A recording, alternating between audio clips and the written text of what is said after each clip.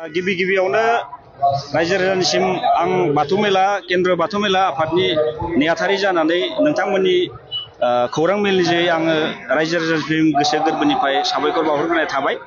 जोंहा थांनाय मागोनि नैथि मंगलबारनिफ्राय जागायदोंमोन।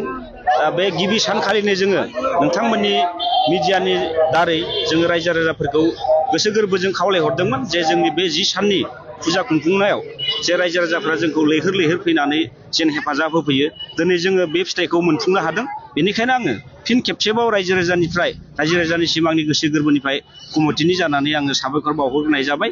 आरो बे लेखायैनो रायजो राजाफ्रा दिनैनि फैयै फैयै जिथु जोबथि सान, बे जोबथि सानाव जों बुंख'नो हायि, सानस'नो हायि ओरैबायदि रायजो राजाफ्रा बेयाव लोब लोब फैनानै जोंनि बे बाथौ सान फालिनायखौ बाहागो लाफैदों। बेनि थाखाय जोङो दिनै बुंनानै फोजोबनो हाया।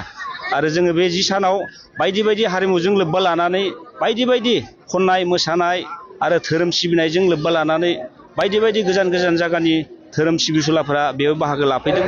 आरो बेबायदिनो दिनै फैयै फैयै जोबनायाव जोङो जोंनि आफादनिफ्रायनो जों मोनसे बिराद गिदिर मोनसे लाकि कुपन द्र' लटारि बेखौ लाखिनाय जादों। बेखौ जों दान्दिसे समनि उनाव जोङो गासै नोंथांमोननि मिडियाखौ लानानै रायजो राजानि गेजेरावनो जोङो सैथो भाबै बे खेलाखौ जोङो जाफुंलांहोगोन।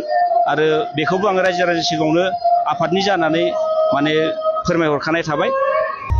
आं रायजो राजानिसिम बेखौनो खावलायखाबावगोन जे जोंनि स्पेसियेलि बर' सुबुंफ्रा जिथु जोंनि बाथौ धोरोमा जोंनि जाथिनि मोनसे गुबै धोरोम, बे धोरोमखौ लोब्बा लानानै जेन देग्लाय बोसोराव जोंखौ जिबायदि दुखु खस्थ' बायदिसिना खामानि बेस्थ'नि गेजेरजोंब्लाबो जोंनि फुजा खुंफुंनायखौ हेफाजाब होबोदों, जेन फैगौ बोसोरावबो बेबायदिनो जोंखौ जेन हेफाजाब होबावो। आं बेखौनो फैगौ बोसोरनि थाखाय आं गिबियावनो बोसोरसेनि सिगां रायजो राजाफोरखौ गोसो गोरबोनिफ्राय खावलायहरखाबावबाय।